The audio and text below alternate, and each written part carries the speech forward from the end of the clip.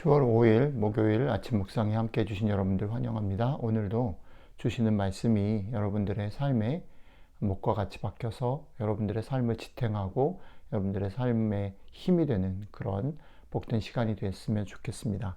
오늘 주시는 말씀 열왕기상 12장 25절부터 33절 같이 읽겠습니다. 여로보암이 에브라임 산지에 세겜을 건축하고 거기서 살며 또 거기서 나가서 브느엘을 건축하고 그의 마음에 스스로 이르기를 나라가 이제 다윗의 집으로 돌아가리로다. 만일 이 백성이 예루살렘에 있는 여호와의 성전에 제사를 드리고자 하여 올라가면 이 백성의 마음이 유다 왕 된 그들의 주 르호보암에게로 돌아가서 나를 죽이고 유다의 왕 르호보암에게로 돌아가리로다 하고 이에 계획하고 두 금송아지를 만들고 무리에게 말하기를 너희가 다시는 예루살렘에 올라갈 것이 없도다.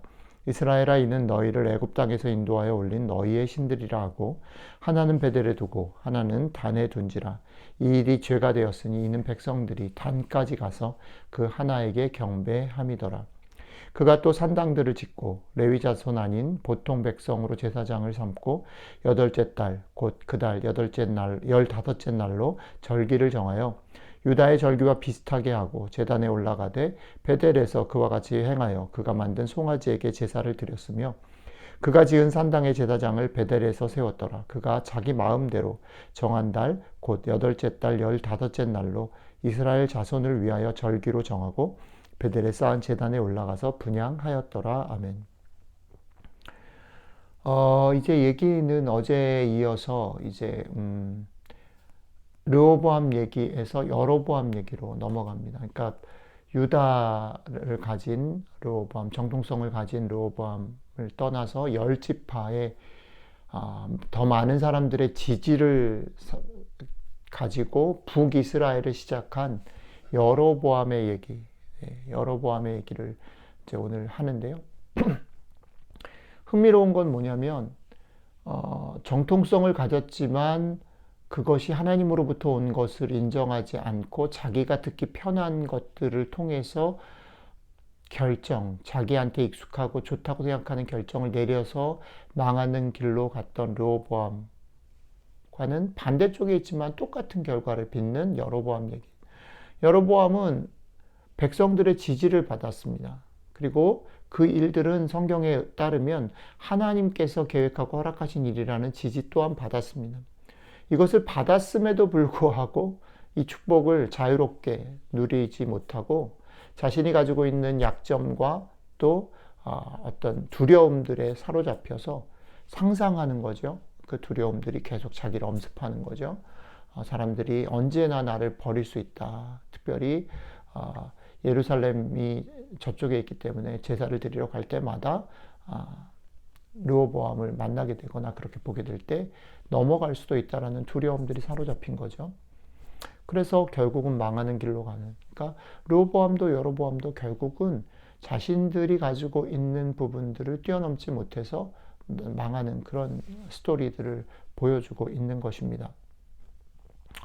그러니까 어저께 얘기는 사실은 자기가 익숙하고 편한 것들 속에서 하나님을 발견하지 못해서 망해가는 얘기라면 오늘은 하나님이 여러 가지 은혜들을 주셨고 허락을 하셨는데 여전히 남아있는 두려움에 삼키움 받아서 망해가는 이야기라고 얘기할 수 있겠습니다.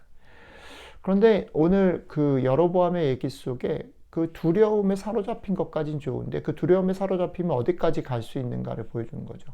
두려움에 사로잡혀서 다시 그 두려움 때문에 하나님을 생각하고 이거를 하나님께 의지하는 쪽으로 가면 좋은데 그 두려움이 자기 꾀를 낸다는 거예요.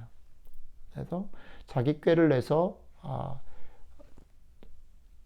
그 예루살렘이 아닌 베델과 단에다가 자기 마음대로 성전을 짓고 제사장도 세우고 절기도 만들고 하는 그런 자기의 두려움과 연약함을 벗어나기 위해서 자기 자신의 나름대로 꾀를 만들어서 그래서 사람들이 일단 마음을 모았겠죠. 그런데 그것이 오래가지 않고 결국은 자기의 발목을 잡고 결국은 자기를 쫓는 사람들을 죄로 이끌었다라는 거죠. 이것은 바울이 로마서 1장에서 말하는 것과 정확하게 똑같습니다. 그러니까 하나님께서 우리를 창조하셨기 때문에 우리는 피조물로서 창조하신 하나님을 영화롭게 하고 예배해야 됩니다.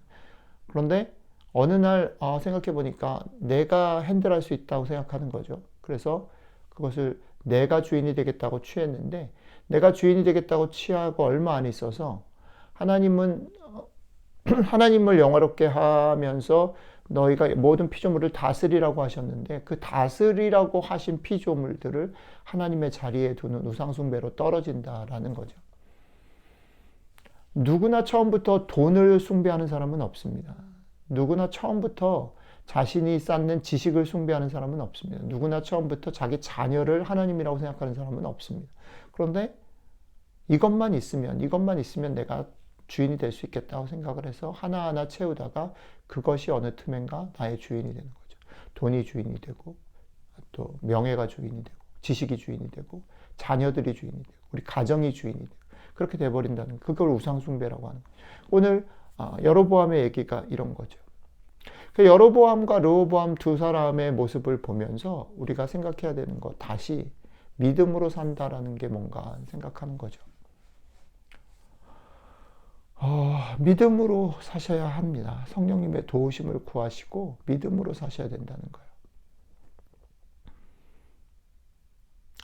그러니까 믿음으로 산다라는 건 오늘 말씀에 비추어 보면요, 자유롭게 하나님이 주신 것들에 대해서 자유롭게 오늘 베풀어 주신 것들을 즐기고 누리고 최선을 다할 수 있어야 되는 거죠.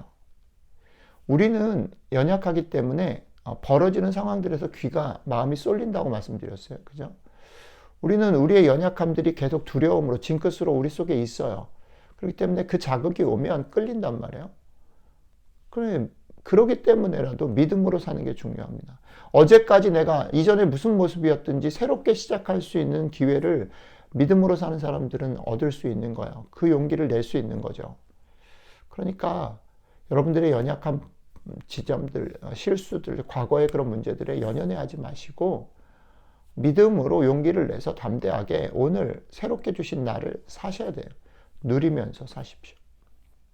그리고 어저께 얘기로 하면 르호보암처럼 그렇게 사시되 들어야 될 얘기, 내가 주의를 기울이고 챙겨야 될 얘기들을, 내가 어디로 가야 하는지를 잘 생각하고 이 축복이 어디서부터 왔는지를 잘 생각하며 사시라는 거예요. 그러니까 믿음으로 산다라는 건 이 두 가지 길들이 있는 거예요. 하나는 두려움 없이 담대하게 나에게 주신 것을 누리는 삶, 그리고 또 하나는 그것이 그래서 내가 담대하게 걸어갔기 때문에 얻어진 것이 아니고 나에게 주신 은총이고 은혜이기 때문에 그것에 대해서 감사하고 겸손히 하나님의 마음을 헤아려서 그 마음을 가지고 더 많이 사랑하고 섬기며 사는 거죠. 두 가지가 믿음의 삶이에요. 그런데 아시죠? 우리가 그렇게 잘 못한단 말이야. 그렇기 때문에 아침에 기도하는 것이 필요한 거죠. 성령님의 도우심을 구하십시오. 성령님, 우리의 마음과 생각을 지켜주십시오. 믿음의 맛을 보게 하십시오.